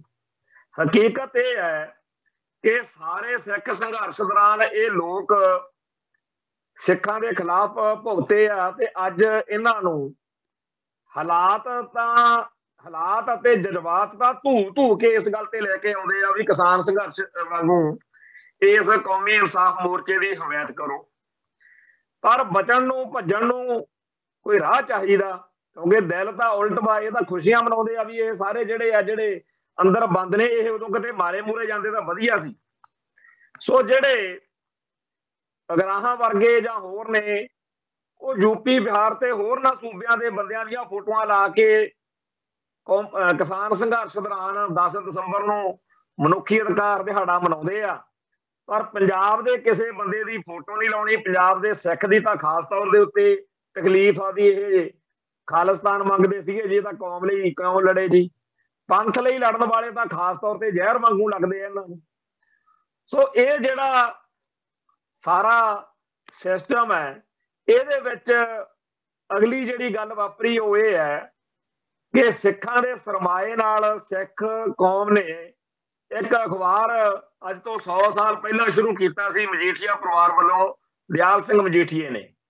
ਉਹ ਟ੍ਰਿਬਿਊਨ ਅਖਬਾਰ, ਜਿਹੜਾ ਹੁਣ ਪੰਜਾਬੀ ਟ੍ਰਿਬਿਊਨ ਵੀ ਛਪਦਾ ਤੇ ਇੰਗਲਿਸ਼ ਟ੍ਰਿਬਿਊਨ ਤਾਂ ਛਪਦਾ ਹੀ ਸੀ ਤੇ ਹਿੰਦੀ ਟ੍ਰਿਬਿਊਨ ਵੀ, उस ट्रिब्यून के उत्ते पंजाबी वाले उत्ते अज जिहड़ी संपादकी छपी आ वो ये दसदी आ कि जिहड़ा सिखां दे सरमाए नाल ये पैसा सिखां दे परिवार ने शुरू कीता सी अखबार, ये आरिया समाजियां कामरेडां दा किवें धुरा बनिया होया। पहले दिन तो ही ये अखबार जिहड़ा है ये उन्हां सारियां दी लॉबी आ जिहड़े पंथ अते पंजाब दे खिलाफ भुगतना हुंदा। ये वो प्लेटफार्म है, मैं अगे भी कई बारी कहना हुंदा कि जिहड़ी एक धिर पंजाब दे विच वा, पहला तां सौखी जी गल करिए आपां, जिहड़ी गल हिंदू कट्टड़पंथी कहण वो कदे ना करो, सिख कदे ना करन। क्यों? क्योंकि ये गारंटी आ भी हिंदू कट्टड़पंथी कदे पंथ अते पंजाब दे हक विच नहीं हो सकदे। जिहड़ी गल ये कहण वो लाजमी पंथ अते पंजाब दे खिलाफ ही होनी, बिना सोचिया विचारिया वो काम करो जिहड़ा ये कहदे आ उहदे उल्ट। जदों उहदे उल्ट करोगे नतीजे सही निकलणगे ते बिल्कुल सही गल होगी। जिहड़े बंदे दी हिंदू कट्टड़पंथी हमायत करन उहदा विरोध करो, जिहड़े विचार दी जिहड़े काम दी हिंदू कट्टड़पंथी हमायत करन उहदा विरोध करो, नतीजा ठीक निकलूगा। ते जेकर जिहदी ये खिलाफत करदे आ ਉਹਦੀ ਤੁਸੀਂ ਹਮਾਇਤ ਕਰੋ ਤਾਂ ਠੀਕ ਨਿਕਲੂਗਾ, ਉਲਟ ਚੱਲੋ ਬਸ। ਇਹ ਕਦੇ ਪੰਥ ਤੇ ਪੰਜਾਬ ਦਾ ਭਲਾ ਨਹੀਂ ਕਰ ਸਕਦੇ ਹਿੰਦੂ ਕट्टड़पंथी। ਇਹਨਾਂ ਵਾਂਗੂ ਹੀ ਕਾਮਰੇਡ ਨੇ, ਇਹਨਾਂ ਵਾਂਗੂ ਹੀ ਹੋਰ ਬਹੁਤ ਸਾਰੇ ਆ। ਬਾਦਲ ਦਲ ਵਾਲੇ ਵੀ ਇਸ ਹਾਲਾਤ ਵੱਲ ਨੂੰ ਭੱਜੇ ਆ ਰਹੇ ਨੇ। ਹੌਲੀ ਹੌਲੀ ਉਹ ਦਿਨ ਆ ਜਾਣੇ ਆ ਜਦੋਂ ਲੋਕਾਂ ਨੇ ਇਹ ਮੰਨ ਲੈਣਾ ਕਿ ਪੰਥ ਤੇ ਪੰਜਾਬ ਦੇ ਬਾਰੇ ਜਦੋਂ ਨਿਰਣਾ ਕਰਨਾ ਹੋਵੇ ਉਦੋਂ ਉਹ ਕੰਮ ਕਦੇ ਨਾ ਕਰੋ ਜਿਹੜਾ ਬਾਦਲ ਦਲ ਵਾਲੇ ਕਹਿੰਦੇ ਆ, ਕਿਉਂਕਿ ਇਹ ਕਦੇ ਵੀ ਪੰਥ ਤੇ ਪੰਜਾਬ ਦੇ ਹੱਕ 'ਚ ਨਹੀਂ ਆ ਸਕਦੇ। ਇਹ ਹਜੇ ਗੱਲ ਅੱਧ ਪਚੱਦੀ ਦੀ ਆ, ਬਣ ਸਕਦੀ ਆ 80-90% ਹੋ ਗਏ ਆ, ਥੋੜਾ ਜਿਹਾ ਕੰਮ ਰਹਿੰਦਾ ਇਹਨਾਂ। ਹੁਣ ਬਹੁਤੇ ਕੰਮਾਂ ਦੇ ਵਿੱਚ ਇਹ ਇਹੀ ਕੁਝ ਕਰਦੇ ਆ, ਪੰਥ ਤੇ ਪੰਜਾਬ ਦੇ ਖਿਲਾਫ ਭੁਗਤਦੇ। ਖੈਰ ਇਹਨਾਂ ਸਾਰਿਆਂ ਨੂੰ ਵਿਚਾਰਧਾਰਕ ਸਪੇਸ ਦੇਣ ਲਈ ਮੀਡੀਆ ਦੀ ਲੋੜ ਹੁੰਦੀ ਆ, ਨੈਰੇਟਿਵ ਸਿਰਜਣਾ ਹੁੰਦਾ। ਸੋ ਕੌਮੀ ਇਨਸਾਫ ਮੋਰਚੇ ਦੇ ਹੱਕ ਵਿੱਚ ਜਿਸ ਤਰੀਕੇ ਨਾਲ ਹਰ ਇੱਕ ਧਿਰ ਨੂੰ ਮਜਬੂਰੀ ਬਸ ਭੱਜ ਭੱਜ ਕੇ ਉੱਥੇ ਹਾਜ਼ਰੀ ਲਵਾਉਣ ਵਾਲਾ ਮਾਹੌਲ ਬਣਦਾ ਜਾ ਰਿਹਾ ਸੀ, ਉਹਨੂੰ ਢਾਹ ਲਾਉਣ ਲਈ ਇਹ ਬੜੀ ਚਿੰਤਾ ਹੋ ਗਈ ਹੈ। ਇਹ ਬੜਾ ਔਖਾ ਹੋ ਗਿਆ ਆਰੀਆ ਸਮਾਜੀਆਂ ਨੂੰ, ਕਾਮਰੇਡਾਂ ਨੂੰ, ਹਿੰਦੂ ਕट्टड़पंथियां ਨੂੰ, ਭਾਰਤੀ ਧਰਮ ਨਿਰਪੱਖਤਾ ਦਾ ਬੁਰਕਾ ਪਾ ਕੇ ਵਿਚਰਨ ਵਾਲਿਆਂ ਨੂੰ ਬੜੀ ਤਕਲੀਫ ਆ ਉਹਨਾਂ ਨੂੰ ਕਿ ਮੋਰਚਾ ਕਾਮਯਾਬੀ ਵਾਲੇ ਪਾਸੇ ਵਧ ਰਿਹਾ, ਦੋਨੇ ਪੱਖਾਂ ਤੋਂ ਵਧ ਰਿਹਾ। ਕਿਵੇਂ? ਪੀਸਫੁਲ, ਬਿਲਕੁਲ ਡੈਮੋਕ੍ਰੇਟਿਕ, ਮਤਲਬ ਸ਼ਾਂਤਮਈ ਤੇ ਜਮਹੂਰੀ ਤਰੀਕੇ ਨਾਲ ਮੋਰਚਾ ਲੱਗਿਆ ਹੋਇਆ। ਸੱਚ ਹੱਕ ਦੀ ਗੱਲ ਇੰਨੀ ਉਹਨਾਂ ਤੇ ਭਾਰੂ ਆ ਜਿਹੜੇ ਉੱਥੇ ਐਕਟਿਵਿਸਟ ਨੇ, ਜਿਹੜੇ ਵਰਕਰ ਨੇ ਮੋਰਚੇ ਵਿੱਚ, ਕਿ ਜੇਕਰ ਉਹਨਾਂ ਨੂੰ ਰਸਤੇ ਵਿੱਚ ਪਤਾ ਲੱਗਿਆ ਕਿ ਸਾਡੇ ਭੇਜੇ ਹੋਏ ਜਥੇ ਨਾਲ ਬਦਸਲੂਕੀ ਹੋਈ ਆ ਤਾਂ ਉਹਨਾਂ ਨੇ ਹਕੂਮਤੀ ਪ੍ਰਸ਼ਾਸਨ ਦੇ ਪਰਖੱਚੇ ਉਡਾਤੇ ਤੇ ਜੇ ਪਰਚੇ ਦਰਜ ਹੋਇਆ ਤਾਂ ਪਰਵਾਹ ਨਹੀਂ ਕੀਤੀ। ਸਾਰੇ ਲੋਕਾਂ ਨੂੰ ਉਹਨਾਂ ਨੇ ਸੱਚ ਦੱਸਤਾ ਤੇ ਸਾਰਿਆਂ ਨੂੰ ਮੰਨਣਾ ਪਿਆ ਵੀ ਜਦੋਂ ਗਲੀ 'ਚ ਬਿਠਾ ਕੇ ਆਪਦੇ ਮਸਟੰਡੇ ਉਹਨਾਂ ਤੋਂ ਇੱਟਾਂ ਰੋੜੇ ਚਲਵਾਓਗੇ ਤੇ ਇਹ ਖਬਰ ਬਣਾਉਣ ਨੂੰ ਫਿਰੋਂਗੇ ਕਿ ਸਾਡੇ ਉੱਤੇ ਪੱਥਰ ਚਲਾਉਂਦੇ ਸੀ ਇਹ ਧਰਨੇ ਵਾਲੇ ਤਾਂ ਮਾਰੇ ਅਸੀਂ ਤਾਂ, ਤੇ ਫਿਰ ਭਾਈ ਇਹ ਕੁਛ ਨਾ ਕੁਛ ਤਾਂ ਕਰਕੇ ਦਿਖਾਉਣਗੇ। ਉਸ ਸਾਰੀ ਜਿਹੜੀ ਗੱਲਬਾਤ ਸੀ ਇਸ ਕਰਕੇ ਜਿਹੜਾ ਮੋਰਚਾ ਹੁਣ ਉਹਦੇ ਬੁਲੰਦ ਹੋਣ ਦੇ ਪੂਰੇ ਅਸਾਰ ਸੀ। ਆਪਾਂ ਕੱਲ ਵੀ ਗੱਲ ਕੀਤੀ, ਪਰਸੋਂ ਵੀ ਕੀਤੀ। ਕੀ ਗੱਲ ਕਰ ਰਹੇ ਆ ਕਿ ਬਹੁਤੇ ਲੋਕਾਂ ਨੂੰ ਦਾਦੂਵਾਲ ਵਾਲੀ ਘਟਨਾ ਤੋਂ, ਫਿਰ ਧਾਮੀ ਸਾਹਿਬ ਵਾਲੇ ਵਰਤਾਰੇ ਤੋਂ, ਇਸ ਮੋਰਚੇ ਦੇ ਬਾਰੇ, ਇਹਦੇ ਹੱਕ ਵਿੱਚ ਜਾਣ ਬਾਰੇ ਖਿਆਲ ਆ ਬਣਿਆ ਸੀ। ਪਰ ਜਦੋਂ ਕੱਲ ਲਾਠੀ ਚਾਰਜ ਵਾਲੀਆਂ ਖਬਰਾਂ ਪਹੁੰਚੀਆਂ ਨੇ ਤੇ ਜਦੋਂ ਸਿੱਖਾਂ ਦੇ ਇਸ ਮੋਰਚੇ ਮੌਕੇ ਡਟ ਕੇ ਭੂਮਿਕਾ ਨਿਭਾਉਣ ਦਾ ਪਤਾ ਲੱਗਿਆ ਤਾਂ ਸਾਰੇ ਪਾਸੇ ਹੀ ਇਸ ਮੋਰਚੇ ਦੇ ਹੱਕ ਵਿੱਚ ਡਟਣ ਦਾ, ਕਿਉਂਕਿ ਹੁਣ ਤਾਂ ਟਕੈਤ ਵਰਗੇ, ਚੜੂਨੀ ਵਰਗੇ ਦੂਜਿਆਂ ਸੂਬਿਆਂ ਦੇ ਆਗੂ ਵੀ ਇੱਥੇ ਨੂੰ ਤੁਰ ਪਏ ਨੇ। ਹਰਿਆਣੇ ਦੇ ਵਿੱਚੋਂ ਜਿਸ ਤਰੀਕੇ ਨਾਲ ਹਮਾਇਤ ਮਿਲ ਰਹੀ ਆ, ਜਿਸ ਤਰੀਕੇ ਨਾਲ ਹੋਰਨਾਂ ਸੂਬਿਆਂ ਦੇ ਵਿੱਚ ਕਿਸਾਨ ਸੰਘਰਸ਼ ਵਾਲੇ ਹਾਲਾਤ ਬਣਦੇ ਜਾ ਰਹੇ ਤਾਂ ਉਹ ਤੋਂ ਬੜੀ ਔਖ ਹੋਈ ਆ ਉਹਨਾਂ ਸਾਰਿਆਂ ਨੂੰ ਜਿਹੜੇ ਪੰਥ ਅਤੇ ਪੰਜਾਬ ਦੇ ਹਮੇਸ਼ਾ ਉਲਟ ਭੁਗਦੇ ਆ, ਖਾਸ ਤੌਰ ਤੇ ਸਿੱਖ ਜਜ਼ਬਾਤਾਂ ਦੀ, ਜਿਨ੍ਹਾਂ ਨੂੰ ਬੜੀ ਤਕਲੀਫ। ਉਹ ਜਿਹੜਾ ਪੰਜਾਬੀ ਟ੍ਰਿਬਿਊਨ ਆ ਉਹਨੇ ਫਿਰ ਅੱਜ ਸੰਪਾਦਕੀ 'ਚ ਲਿਖਿਆ, ਕੀ ਲਿਖਿਆ ਪਹਿਲੇ ਤਾਂ ਚਲੋ ਉਹਨੇ ਲਿਖਿਆ ਵੀ ਸਥਿਤੀ ਵਿਗੜ ਗਈ, ਪਥਰਾ ਹੋ ਗਿਆ, ਜੇ ਉਹਨੇ ਇੱਕ ਗੱਲ ਤਾਂ ਹਿਸਾਬ ਜੇ ਨਾਲ ਲਿਖਤੀ। ਅੱਗੇ ਕਹਿੰਦਾ ਬਈ ਇਹ ਜਿਹੜਾ ਧਰਨਾ, ਇਹਨੂੰ ਕਹਿੰਦਾ ਜੀ ਸਿੰਘੂ ਅਤੇ ਟਿੱਕਰੀ ਵਿੱਚ ਜਿਹੜਾ ਕਿਸਾਨਾਂ ਦਾ ਧਰਨਾ ਸੀ ਉਹਦੇ ਨਾਲ ਮੇਲ ਕੇ ਦੇਖਿਆ ਜਾ ਰਿਹਾ ਵੀ ਜਿਵੇਂ ਕਿਸਾਨਾਂ ਦਾ ਧਰਨਾ ਹੋਵੇ। ਆਪਾਂ ਦੇਖਿਆ ਕਿਸੇ ਨੇ ਸੁਣਿਆ ਇਹ ਗੱਲ ਵੀ ਕੋਈ ਕਹਿ ਰਿਹਾ ਹੋਵੇ ਵੀ ਇਹ ਕਿਸਾਨਾਂ ਦੇ ਧਰਨੇ ਵਰਗਾ? ਬਿਲਕੁਲ ਨਹੀਂ। ਇਹਦੇ ਮੁੱਦੇ ਤੇ ਏਜੰਡੇ ਹੀ ਵੱਖਰੇ ਨੇ। ਸਗਾ ਤੇ ਉੱਥੇ ਕਿਸਾਨ ਸੰਘਰਸ਼ ਦੇ ਪਲੇਟਫਾਰਮ ਤੋਂ ਜਿਨ੍ਹਾਂ ਮੁੱਦਿਆਂ, ਜਿਨ੍ਹਾਂ ਏਜੰਡਿਆਂ ਨੂੰ ਨੀਵਾਂ ਦਿਖਾਇਆ ਜਾ ਰਿਹਾ ਸੀ, ਹਕਾਰਤ ਨਾਲ, ਨਫ਼ਰਤ ਨਾਲ ਕਿਹਾ ਜਾ ਰਿਹਾ ਸੀ ਵੀ ਇਹਨਾਂ ਮੁੱਦਿਆਂ ਤੇ ਜੇ ਲੜਨਾ ਤਾਂ ਕਿਤੇ ਆਪਦਾ ਮੋਰਚਾ ਹੋਰ ਲਾ ਲਓ। ਇਹ ਤਾਂ ਉਹਨਾਂ ਏਜੰਡਿਆਂ ਤੇ ਲੱਗਿਆ ਹੋਇਆ ਮੋਰਚਾ। ਕੌਣ ਕਹਿੰਦਾ ਵੀ ਇਹ ਕਿਸਾਨ ਧਰਨੇ ਵਰਗਾ ਧਰਨਾ? ਬਿਲਕੁਲ ਨਹੀਂ। ਇਸ ਮੋਰਚੇ ਦਾ ਉਸ ਮੋਰਚੇ ਨਾਲੋਂ ਬੁਨਿਆਦੀ ਫਰਕ ਹੀ ਇਹ ਆ ਕਿ ਇਹਦੇ ਵਿੱਚ ਫਸਲਾਂ ਤੇ ਨਸਲਾਂ ਦੀ ਗੱਲ ਆ। ਉੱਥੇ ਤਾਂ ਕੱਲਾ ਕਾਮਰੇਡੀ ਖਿਆਲਾਂ ਵਾਲਿਆਂ ਦਾ ਇਹ ਕਹਿਣਾ ਸੀਗਾ ਕਿ ਸਾਡੇ ਕੋਲੇ ਹੋਰ ਕੋਈ ਗੱਲ ਹੀ ਨਾ ਕਰੋ ਜੀ, ਬਸ ਖੇਤੀ ਕਾਨੂੰਨਾਂ ਤੋਂ ਬਗੈਰ। ਹੁਣ ਇਹ ਕਹਿੰਦੇ ਜੀ ਇਹ ਪ੍ਰਭਾਵ ਦਿੱਤਾ ਜਾ ਰਿਹਾ ਜਿਵੇਂ ਇਹ ਧਰਨਾ ਕਿਸਾਨਾਂ ਦਾ ਧਰਨਾ ਹੋਵੇ, ਯਾਨੀ ਕਿ ਉਹ ਕਹਿੰਦਾ ਵੀ ਇਹ ਨਾ ਕਿਤੇ ਗੱਲ ਚਲੀ ਜਾਵੇ ਵਿੱਚ ਕਿਸਾਨ ਸ਼ਾਮਲ ਨੇ। ਇਹ ਦੱਸਣਾ ਵਾ ਵੀ ਇਹ ਸਿੱਖ ਨੇ, ਇਹ ਇਕੱਲੇ ਇੱਕ ਧਰਮ ਦੇ ਲੋਕ ਨੇ, ਇਹ ਫਿਰਕੂ ਧਰਨਾ।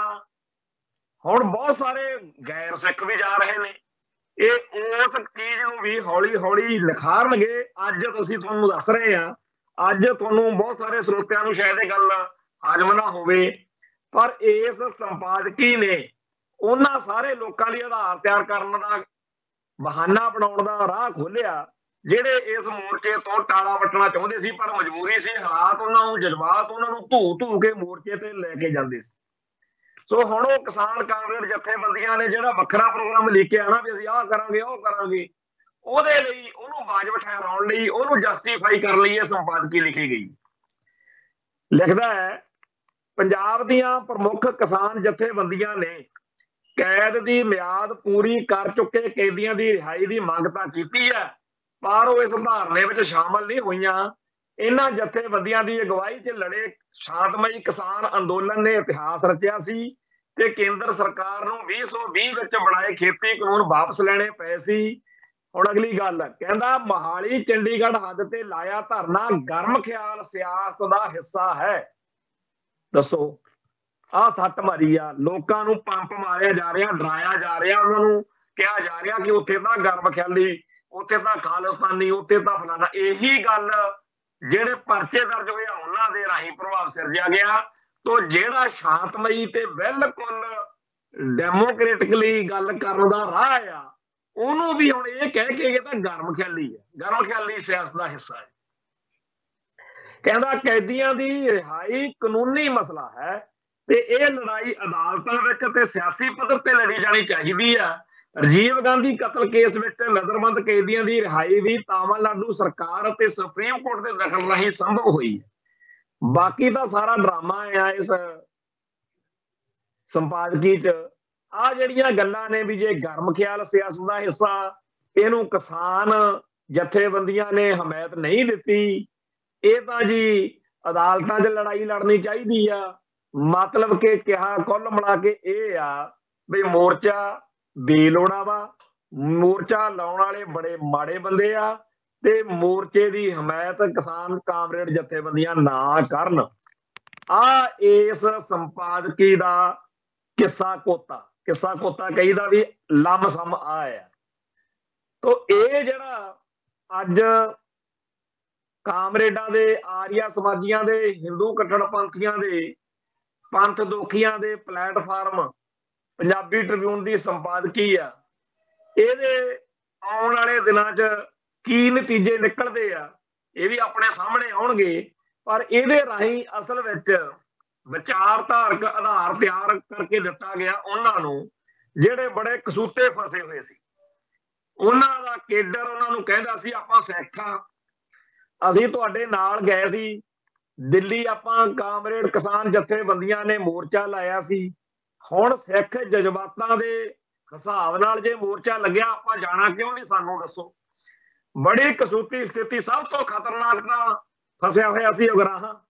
ਸੋ ਅਗਰਾਹਾਂ ਵਰਗਿਆਂ ਨੂੰ ਜਾਂ ਹੋਰ ਜਿਹੜੇ ਇਹੋ ਜਿਹੇ ਲੋਕ ਨੇ, ਉਹਨਾਂ ਨੂੰ इस समस्या विचों कड्ढण दे लई, इस उलझण चों कड्ढण दे लई आ ਜਿਹੜਾ ਵਿਚਾਰਧਾਰਕ ਆਧਾਰ ਤਿਆਰ ਕਰਕੇ ਦਿੱਤਾ ਗਿਆ ਕਿ ਤੁਸੀਂ ਕਹੋ ਕਿ ਇਹ ਤਾਂ ਜੀ ਅਦਾਲਤਾਂ 'ਚ ਲੜਾਈ ਲੜਨੀ ਚਾਹੀਦੀ ਆ, ਇਹ ਤਾਂ ਜੀ ਸਿਆਸੀ ਤੌਰ ਤੇ ਲੜਾਈ ਲੜਨੀ ਚਾਹੀਦੀ ਆ, ਨਾਲੇ ਤੁਸੀਂ ਤਾਂ ਗਰਮ ਖਿਆਲੀ ਹੋ ਜੀ। ਹੁਣ ਜਿਹੜੇ ਇਸ ਸੰਘਰਸ਼ ਦੇ ਵਿੱਚ ਸ਼ਾਮਲ ਆ ਲੋਕ, ਉਹਨਾਂ ਨੂੰ ਤਾਂ ਇਹ ਦਿਖਦਾ ਕਿ ਸਾਡੇ ਪੰਜਾਬ ਦੇ ਪੁੱਤ ਜਿਨ੍ਹਾਂ ਨਾਲ ਬੇਇਨਸਾਫੀ ਹੋ ਰਹੀ, ਜਿਨ੍ਹਾਂ ਨਾਲ ਧੱਕਾ ਹੋ ਰਿਹਾ, ਤੇ ਇਸ ਗੱਲ ਦੀ ਹਮਾਇਤ ਗੈਰ ਸਿੱਖ ਵੀ ਕਰਦੇ ਆ ਵੀ ਧੱਕਾ ਹੋ ਰਿਹਾ। ਦੁਨੀਆ ਭਰ ਦੇ ਵਿੱਚ ਇਨਸਾਫ ਪਸੰਦ ਹਰ ਇੱਕ ਸ਼ਖਸ ਆਟੋਮੈਟਿਕਲੀ ਇਹ ਤੱਥ ਦੇਖ ਕੇ ਕਹਿੰਦਾ ਕਿ ਜ਼ੁਲਮ ਹੋ ਰਿਹਾ। ਤੇ ਜਦੋਂ ਕਿਸਾਨ ਆਗੂਆਂ ਨੂੰ ਇਸ ਗੱਲ ਦੇ ਉੱਤੇ ਘੇਰਾ ਪੈਂਦਾ, ਉਹਨਾਂ ਨੂੰ ਮਜਬੂਰੀ ਬਸ ਉੱਥੇ ਫੈਸਲਾ ਕਰਨਾ ਪੈਂਦਾ ਕਿ ਆਪਾਂ ਚੱਲਾਂਗੇ, ਫਿਰ ਲਾਟ ਪਤਾ ਕਿੱਥੇ ਨਿਕਲੀ ਆ? ਆਪ ਟ੍ਰਿਬਿਊਨ ਦੇ ਦਫ਼ਤਰ 'ਚ ਚੀਕਾਂ ਪੈ ਗਈਆਂ ਉਹਨਾਂ ਦੀਆਂ ਕਿ ਹਾਏ ਇਹ ਸਾਡੇ ਕਾਮਰੇਡ, ਇਹ ਤਾਂ ਨਾਸਤਕ ਤੇ ਪੰਥ ਦੁਖੀ ਬਣਾਉਣੇ ਸੀ, ਇਹ ਕਿੱਥੇ ਜਾ ਕੇ ਉੱਥੇ ਕੱਲ ਨੂੰ ਇਕੱਠੇ ਹੋ ਗਏ ਤਾਂ ਬੜਾ ਔਖਾ ਹੋ ਜਾਊ। ਸੋ ਅੱਜ ਤੋਂ 20 ਸਾਲ ਪਹਿਲਾਂ ਦੀ ਗੱਲ ਆ, ਉਦੋਂ ਬਹੁਤ ਸਾਰੇ ਲੇਖਾਂ ਦਾ ਇੱਕ ਲੜੀਵਾਰ ਕੰਮ ਚੱਲਿਆ ਸੀ ਇਧਰੋਂ ਤੇ ਉਧਰੋਂ। ਉਹਦੇ ਵਿੱਚ 3 ਤਰ੍ਹਾਂ ਦੇ ਵਿਚਾਰ ਚੱਲਦੇ ਸੀ। ਇੱਕ ਵਿਚਾਰ ਇਹ ਸੀ ਕਿ ਕਾਮਰੇਡ ਕਿਸਾਨ ਜਥੇਬੰਦੀਆਂ ਨੂੰ ਤੇ ਹੋਰ ਜਿਹੜੀਆਂ ਧਿਰਾਂ ਨੇ ਕਾਮਰੇਡਾਂ ਦੀਆਂ, ਉਹ ਵੀ ਇਸ ਸਿਸਟਮ ਦੇ ਖਿਲਾਫ ਲੜਦੀਆਂ ਨੇ। ਇਸ ਸਿਸਟਮ ਦੇ ਖਿਲਾਫ ਲੜਨ ਵਾਲੀਆਂ ਹੋਰ ਧਿਰਾਂ ਨਾਲ, ਖਾਸ ਤੌਰ ਤੇ ਪੰਜਾਬ ਦੇ ਵਿੱਚ ਪੰਥਕ ਧਿਰਾਂ ਨਾਲ ਰਲ ਕੇ ਚੱਲਣਾ ਚਾਹੀਦਾ। ਇੱਕ ਵਿਚਾਰ ਇਹ ਸੀ। ਦੂਜੇ ਪਾਸਿਓਂ ਸਿੱਖ ਆਗੂਆਂ, ਸਿੱਖ ਜਥੇਬੰਦੀਆਂ ਦੇ ਆਧਾਰ ਤੇ ਬਹੁਤ ਸਾਰੀ ਉੱਥੇ ਚਰਚਾ ਚੱਲ ਰਹੀ ਸੀ, ਜਿਹਦੇ ਵਿੱਚ ਇਹ ਗੱਲ ਆਖੀ ਜਾ ਰਹੀ ਸੀ ਕਿ ਕਾਮਰੇਡ ਬੇਸ਼ੱਕ ਨਾਮ ਸਿਮਰਨ, ਜਿਵੇਂ ਕਹਿੰਦੇ ਆ ਕਿਰਤ ਕਰੋ ਨਾਮ ਜਪੋ ਵੰਡ ਛਕੋ, ਨਾਮ ਜਪੋ ਤੋਂ ਭਗੌੜੇ ਆ, ਪਰ ਅਸੀਂ ਉਹਨਾਂ ਨੂੰ ਪ੍ਰਵਾਨ ਕਰਨ ਨੂੰ ਤਿਆਰ ਆ, ਆਓ ਰਲ ਕੇ ਦਿੱਲੀ ਦੇ ਜ਼ੁਲਮਾਂ ਖਿਲਾਫ ਲੜੀਏ। ਇਹ ਗੱਲ ਉਦੋਂ ਸਿੱਖ ਪੱਖ ਤੋਂ ਦੱਸੀ ਜਾ ਰਹੀ ਸੀ ਔਰ ਪਲੇਟਫਾਰਮ ਇਹਨਾਂ ਗੱਲਾਂ ਲਈ ਪੰਜਾਬੀ ਟ੍ਰਿਬਿਊਨ ਸੀ, ਉੱਥੇ ਲੇਖ ਛਪੇ। ਤੀਜਾ ਜਿਹੜਾ ਸੀਗਾ, ਤੀਜੀ ਜਿਹੜੀ ਗੱਲ ਸੀ ਉਹ ਇਦੋਂ ਉਲਟ ਸੀ ਕਿ ਹਾਏ ਇਹ ਇਕੱਠੇ ਨਹੀਂ ਹੋਣ ਦੇਣੇ। ਇਹ ਲੇਖਤਾਂ ਲਿਖਣ ਵਾਲੇ ਬੰਦੇ ਉਹ ਸੀ ਜਿਨ੍ਹਾਂ ਦੇ ਅੰਦਰ ਸਿੱਖੀ ਖਿਲਾਫ ਨਫ਼ਰਤ ਆ। ਕਿਸੇ ਸਿੱਖ ਮਾਈਂਡਡ ਬੰਦੇ ਨੇ, ਪੰਥਕ ਬੰਦੇ ਨੇ ਕੁਛ ਨਹੀਂ ਕਿਹਾ ਵੀ ਚਲੋ ਠੀਕ ਆ ਜੇ ਦੁਸ਼ਮਣ ਸਾਂਝਾ। ਜੇਕਰ ਅਸੀਂ ਜਦੋਂ ਅਬਦਾਲੀ ਆਇਆ ਚੜ ਕੇ ਤਾਂ ਪੰਜਾਬ ਦੇ ਵਿੱਚ ਪੰਥਕ ਤੌਰ ਦੇ ਉੱਤੇ ਫੈਸਲਾ ਹੋਇਆ ਬਈ ਜਿਹੜਾ ਮੀਰ ਮੰਨੂ ਆ ਇਹਦੇ ਨਾਲ ਰਲ ਕੇ ਜੇਕਰ ਆਪਾਂ ਨੂੰ ਲੜਨਾ ਪਵੇ ਅਬਦਾਲੀ ਦੇ ਖਿਲਾਫ ਤਾਂ ਲੜਨਾ ਚਾਹੀਦਾ। ਇਹ ਇਤਿਹਾਸ ਆ 18ਵੀਂ ਸਦੀ ਦਾ। ਸਿੱਖ ਤਾਂ ਮੀਰ ਮੰਨੂ, ਜਿਹਦੇ ਬਾਰੇ ਆਖਿਆ ਜਾਂਦਾ ਅਸੀਂ ਮੰਨੂ ਦੇ ਸੋਏ, ਜਿਉਂ ਸਾਨੂੰ ਵੱਢਦਾ ਸੀ ਦੂਰ ਸਵਾਏ ਹੋਏ, ਉਸ ਮੀਰ ਮੰਨੂ ਨਾਲ ਰਲ ਕੇ ਵੀ ਅਬਦਾਲੀ ਦੇ ਖਿਲਾਫ ਲੜਨ ਦਾ ਫੈਸਲਾ ਇਤਿਹਾਸਕ ਤੌਰ ਤੇ ਕਰ ਚੁੱਕੇ ਆ ਬੀਤੇ ਦੌਰ ਦੇ ਵਿੱਚ। ਸੋ ਸਿੱਖਾਂ ਨੇ ਇਹ ਮੰਨ ਲਿਆ ਕਿ ਠੀਕ ਆ ਜੇ ਸਾਡੇ ਨਾਲ ਤੁਹਾਡੀ ਸੁਰ ਨਹੀਂ ਰਲਦੀ ਜਾਂ ਸਾਡੇ ਨਾਲ ਬਹੁਤ ਸਾਰੇ ਥਾਵਾਂ ਤੇ ਤੁਸੀਂ ਬੁਰੀ ਵੀ ਕੀਤੀ ਆ, ਜੇਕਰ ਵੱਡੇ ਮਕਸਦ ਨੂੰ ਰੱਖ ਕੇ ਆਪਾਂ ਇਕੱਠੇ ਚੱਲਣਾ ਹੋਵੇ ਤਾਂ ਚੱਲ ਪਾ। ਕਾਮਰੇਡਾਂ ਦੇ ਵੀ ਇੱਕ ਹਿੱਸੇ ਨੂੰ ਇਹ ਗੱਲ ਪ੍ਰਵਾਨ ਸੀ ਕਿਉਂਕਿ ਜਿਹੜਾ ਕੇਡਰ ਵਾ ਤਾਂ ਹੰਭਿਆ ਪਿਆ ਦਿੱਲੀ ਨਾਲ ਟੱਕਰ ਲੈ ਲੈ ਕੇ, ਉਹਨਾਂ ਨੂੰ ਬੜਾ ਔਖਾ ਲੱਗਦਾ। ਪਰ ਜਿਨ੍ਹਾਂ ਦੇ ਮਨ ਅੰਦਰ ਪੰਥ ਤੇ ਪੰਜਾਬ ਖਿਲਾਫ ਨਫ਼ਰਤ ਆ, ਉਹਨਾਂ ਨੇ ਉਹਦੇ ਮੁੱਦਾ ਖੜਾ ਕਰਤਾ ਜੀ ਨਹੀਂ ਇਹ ਨਹੀਂ ਇਕੱਠੇ ਹੋਣ ਦੇਣੇ। ਉਹੀ ਬਿਮਾਰੀ ਅੱਜ ਫੇਰ ਪਈ ਹੋਈ ਹੈ। ਇਹਨਾਂ ਨੂੰ ਵਿਪਤਾ ਪਈ ਹੋਈ ਆ ਵੀ ਜੇ ਕਿਤੇ ਕਿਸਾਨ ਜਥੇਬੰਦੀਆਂ ਦਾ ਕੇਡਰ ਉੱਥੇ ਗਿਆ ਤਾਂ ਉੱਥੇ ਉਹਨਾਂ ਨੇ ਇਸ ਮੋਰਚੇ ਦੀ ਹਮਾਇਤ ਕਰਦਿਆਂ ਕਿਤੇ ਇਹ ਨਾ ਹੋਵੇ ਕਿ ਸਾਰੀਆਂ ਕਿਸਾਨ ਜਥੇਬੰਦੀਆਂ ਕਾਮਰੇਡ ਲੀਡਰਸ਼ਿਪ ਦਾ ਖਹਿੜਾ ਛੱਡ ਕੇ ਪੰਥਕ ਤੌਰ ਦੇ ਉੱਤੇ ਕੁਝ ਇਹੋ ਜਿਹੀਆਂ ਕਿਸਾਨ ਯੂਨੀਅਨਾਂ ਬਣ ਜਾਣ ਜਿਹੜੀਆਂ ਸਿੱਖੀ ਤੋਂ ਪ੍ਰੇਰਿਤ ਹੋਣ। ਕਿਉਂਕਿ ਉਹ ਕਹਿੰਦੇ ਆ ਲਾਲ ਝੰਡੇ ਵਾਲੀਆਂ ਜਾਂ ਕਾਮਰੇਡ ਜਥੇਬੰਦੀਆਂ ਚੱਲ ਜਾਣਗੀਆਂ, ਲਾਲ ਝੰਡਾ ਚੱਕ ਕੇ ਤੁਰਦੀਆਂ, ਪਰ ਸਾਨੂੰ ਪੰਥਕ ਜਿਹੜੀ ਸੋਚ ਵਾਲੀਆਂ ਕਿਸਾਨ ਜਥੇਬੰਦੀਆਂ ਉਹ ਨਹੀਂ ਹੋਂਦ ਚ ਆਉਣ ਦੇਣੀਆਂ। ਸੋ ਕਿਸਾਨ ਲੀਡਰਾਂ ਦੀ ਕਾਮਰੇਡੀ ਕਰਨ ਦਾ ਜਿਹੜਾ ਏਜੰਡਾ ਚੱਲ ਰਿਹਾ ਉਹਨੂੰ ਖੋਰਾ ਲੱਗਦਾ ਦੇਖ ਕੇ ਆ ਹੁਣ ਨਵਾਂ ਉਧ ਮੂਲ ਖੜਾ ਕੀਤਾ ਪੰਜਾਬੀ ਟ੍ਰਿਬਿਊਨ। ਹੋਰ ਵੀ ਬੜੇ ਇਹੋ ਜਿਹੇ ਢੰਗ ਤਰੀਕਿਆਂ ਦੇ ਨਾਲ ਕਿਸਾਨ ਸੰਘਰਸ਼ ਦੇ ਖਿਲਾਫ ਜਿਵੇਂ ਉਹਨਾਂ ਦਿਨਾਂ ਦੇ ਵਿੱਚ ਮਾਹੌਲ ਸਿਰਜਣ ਵਾਲੇ ਸੀ, ਅੱਜ ਕੌਮੀ ਇਨਸਾਫ ਮੋਰਚੇ ਦੇ ਖਿਲਾਫ ਮਾਹੌਲ ਸਿਰਜਣ ਵਾਲੇ ਜਿਹੜੇ ਆ ਉਹ ਸਰਗਰਮ ਹੋ ਗਏ। ਸੋ ਅਸੀਂ ਇਸ ਪ੍ਰੋਗਰਾਮ ਦੇ ਰਾਹੀਂ ਜਿੱਥੇ ਕਾਮਰੇਡੀ ਨੀਵੀਂ ਸੋਚ ਵਾਲੇ ਲੋਕਾਂ ਦਾ ਵਿਰੋਧ ਕਰਦੇ ਆ, ਜਿੱਥੇ ਪੰਜਾਬੀ ਟ੍ਰਿਬਿਊਨ ਦੀ ਇਸ ਸੰਪਾਦਕੀ ਦੀ ਨਿੰਦਿਆ ਕਰਦੇ ਆ, ਉੱਥੇ ਅਸੀਂ ਸਿੱਖਾਂ ਦੇ ਉਸ ਸਿਦਕ ਦੀ ਵੀ ਦਾਸਤਾਨ ਜਿਹੜੀ ਆ ਇਸ ਸੰਘਰਸ਼ ਦੌਰਾਨ ਉੱਥੇ ਇੱਕ ਟਰੈਕਟਰ ਲੈ ਕੇ ਪਹੁੰਚਿਆ ਹੋਇਆ ਸਰਦਾਰ ਹਾਕਮ ਸਿੰਘ ਅੰਬਾਲੇ ਕੋਲੇ ਪਿੰਡ ਆ ਉਹਦਾ ਖਾਸਪੁਰ। ਉਹਨੂੰ ਪੁੱਛਿਆ ਲੋਕਾਂ ਨੇ ਵੀ ਆ ਟਰੈਕਟਰ, ਕਹਿੰਦਾ ਇਹ ਉਹ ਟਰੈਕਟਰ ਆ ਜਦੋਂ ਬਿਆੰਤੇ ਬੁੱਚੜ ਨੂੰ ਸੋਧਾ ਲਾਉਣ ਤੋਂ ਬਾਅਦ ਭਾਈ ਦਲਾਵਰ ਸਿੰਘ ਮਾਫ ਕਰਨਾ ਭਾਈ ਜਗਤਾਰ ਸਿੰਘ ਹਵਾਰਾ, ਭਾਈ ਪਰਮਜੀਤ ਸਿੰਘ ਭਿਉਰਾ, ਭਾਈ ਜਗਤਾਰ ਸਿੰਘ ਤਾਰਾ, ਭਾਈ ਰਾਜੋਆਣਾ ਤੇ ਭਾਈ ਪਰਸ਼ੋਤਮ ਸਿੰਘ ਇਹ ਹਰਿਆਣੇ ਵਿੱਚ ਸੀਗੇ। ਉਹ ਟਰੈਕਟਰ ਤੇ ਕਿਸੇ ਸੁਰੱਖਿਅਤ ਟਿਕਾਣੇ ਨੂੰ ਜਾ ਰਹੇ ਸੀਗੇ, ਰਸਤੇ 'ਚ ਮੁਕਾਬਲਾ ਹੋ ਗਿਆ ਤੇ ਇਹ ਟਰੈਕਟਰ ਜਿਹੜਾ ਸੀ ਉਹ ਟਰੈਕਟਰ ਸਰਦਾਰ ਹਾਕਮ ਸਿੰਘ ਉਦੋਂ ਚਲਾ ਰਿਹਾ ਸੀ। ਮੁਕੱਦਮਾ ਬਣਿਆ, ਸਿੰਘ ਤਾਂ ਨਿਕਲ ਗਏ। ਉਹ ਮੁਕੱਦਮੇ ਦੇ ਵਿੱਚ ਸਰਦਾਰ ਹਾਕਮ ਸਿੰਘ ਜਿਹੜਾ ਉਹ ਬਰੀ ਹੋਇਆ। ਉਹ ਟਰੈਕਟਰ ਉਹਨੇ ਸਾਂਭ ਕੇ ਰੱਖਿਆ ਹੋਇਆ। ਉਹ ਟਰੈਕਟਰ ਉੱਤੇ ਲੈ ਕੇ ਪਹੁੰਚਿਆ ਹੋਇਆ ਮੋਰਚੇ 'ਚ, ਤੇ ਉਹਨੇ ਦਿਲ ਦੀ ਰੀਝ ਇਹ ਦੱਸੀ ਆ ਕਿ ਜਦੋਂ ਸਿੰਘ ਨਿਕਲਣਗੇ ਭਾਈ ਹਵਾਰੇ ਵਗੈਰਾ ਹੋਣੀ, ਮੇਰਾ ਦਿਲ ਕਰਦਾ ਇਸ ਟਰੈਕਟਰ ਤੇ ਜੇਲ੍ਹ 'ਚੋਂ ਉਹਨਾਂ ਨੂੰ ਲੈ ਕੇ ਉਹਨਾਂ ਦਾ ਗੇੜਾ ਘਰ ਤੱਕ ਲਵਾਵਾਂ। ਇੱਕ ਪਾਸੇ ਇਹੋ ਜਿਹੇ ਸਿੰਘ ਨੇ ਧੀਰਜ ਨਾਲ ਭਰੇ ਹੋਏ, ਠਰਮੇ ਨਾਲ ਭਰੇ ਹੋਏ। ਇਹ ਉਹ ਲੋਕ ਨੇ ਜਿਨ੍ਹਾਂ ਦੀ ਚਰਚਾ ਨਹੀਂ ਕਦੇ ਹੋਣੀ। ਇਹਨਾਂ ਦੇ ਨਾਂ ਤੇ ਵੱਡੀਆਂ ਵੱਡੀਆਂ ਗੱਲਾਂ ਨਹੀਂ ਹੁੰਦੀਆਂ, ਜਿਹੜੇ ਜੁਝਾਰੂ ਹੁੰਦੇ ਆ। ਜਦੋਂ ਕੋਈ ਵਾਰਦਾਤ, ਕੋਈ ਘਟਨਾ ਵਾਪਰਦੀ ਆ, ਆਪਾਂ ਨੂੰ ਸਭ ਨੂੰ ਇੱਕਦਮ ਆਉਂਦਾ ਕਿ ਫਲਾਨਾ ਆਹ ਗੱਲ ਹੋਈ। ਪਰ ਭਾਈ ਦਲਜੀਤ ਸਿੰਘ ਬਿੱਟੂ ਨੇ ਤਾਂ ਪੂਰੀ ਕਿਤਾਬ ਹੀ ਲਿਖਤੀ ਉਹਨਾਂ ਬਾਰੇ, ਜਿਹੜੇ ਇਸ ਲਹਿਰ ਦੀਆਂ ਨੀਹਾਂ ਨੇ, ਬੁਨਿਆਦਾਂ ਨੇ। ਸਰਦਾਰ ਹਾਕਮ ਸਿੰਘ ਵਰਗੇ, ਜਦੋਂ ਮੈਂ ਬਿਆੰਤੇ ਬੁੱਚੜ ਵਾਲੇ ਉਮਰ ਕੈਦ ਭੁਗਤ ਰਹੇ ਭਾਈ ਸ਼ਮਸ਼ੇਰ ਸਿੰਘ ਨੂੰ ਮਿਲਿਆ, ਮੈਂ ਹੈਰਾਨ ਹੋ ਗਿਆ। ਇੰਨਾ ਧੀਰਜ, ਇੰਨਾ ਠਰਮ। ਪੰਜਾਬ ਦੇ ਵਿੱਚ ਜਾਂ ਪੰਜਾਬ ਤੋਂ ਬਾਹਰ ਹਜ਼ਾਰਾਂ ਹੀ ਇਹੋ ਜਿਹੇ ਲੋਕ ਨੇ। ਜੇ 10,000 ਸਿੰਘ ਹਥਿਆਰਬੰਦ ਹੋ ਕੇ ਕੌਮ ਲਈ ਲੜ ਰਿਹਾ ਹੋਵੇ ਕਿਸੇ ਵੇਲੇ, ਤਾਂ ਸਮਝ ਲਓ ਵੀ 30,000 ਬੰਦਾ ਉਹਨਾਂ ਨੂੰ ਸਾਂਭਣ ਲਈ ਚਾਹੀਦਾ। ਇਹੋ ਜਿਹੇ ਲੋਕ ਜਿਹੜੇ ਛੇਤੀ ਹੀ, ਜਦੋਂ ਕੋਈ ਵਾਰਦਾਤ ਹੁੰਦੀ ਆ, ਫੜੇ ਵੀ ਛੇਤੀ ਜਾਂਦੇ ਆ। ਜ਼ੁਲਮ ਵੀ ਬਹੁਤ ਹੁੰਦਾ, ਇਹਨਾਂ ਦੀ ਚਰਚਾ ਵੀ ਘੱਟ ਹੁੰਦੀ ਆ। ਇਹੋ ਜਿਹੇ ਲੋਕ ਇਸ ਸੰਘਰਸ਼ ਦੀ ਜਿੰਦ ਜਾਨ ਨੇ। ਕੋਈ ਕਿਸੇ ਤਰੀਕੇ ਨਾਲ, ਕੋਈ ਕਿਸੇ ਤਰੀਕੇ ਨਾਲ ਆਪਦਾ ਯੋਗਦਾਨ ਪਾ ਰਿਹਾ। ਔਰ ਉਸ ਸੰਘਰਸ਼ ਨੂੰ ਆ ਜਿਹੜੇ ਲੋਕ ਬਦਨਾਮ ਕਰਨਾ ਚਾਹੁੰਦੇ ਆ, ਜਿਹੜੇ ਉਹਦੇ ਖਿਲਾਫ ਨੈਰੇਟਿਵ ਸਿਰਜਣਾ ਚਾਹੁੰਦੇ ਆ, ਉਹਨਾਂ ਸਾਰਿਆਂ ਨੂੰ ਧਰਕਾਰ ਆ, ਲਾਹਣਤ ਆ। ਤੇ ਆਓ ਉਸ ਅਕਾਲ ਪੁਰਖ ਵਾਹਿਗੁਰੂ ਦਾ ਸ਼ੁਕਰ ਕਰੀਏ ਕਿ ਸਾਡੇ ਕੋਲੇ ਸਿੱਖੀ ਸਿਦਕ ਵਾਲੇ, ਧੀਰਜ ਵਾਲੇ, ਠਰਮੇ ਵਾਲੇ, ਦ੍ਰਿੜਤਾ ਵਾਲੇ ਇਹੋ ਜਿਹੇ ਬੇਅੰਤ ਗੁਰਸਿੱਖ ਪਿਆਰੇ ਨੇ, ਜਿਨ੍ਹਾਂ ਨੇ ਨਾ ਕਦੇ ਹਾਰ ਮੰਨੀ ਆ, ਨਾ ਕਦੇ ਹਾਰ ਮੰਨ ਸਕਦੇ ਆ।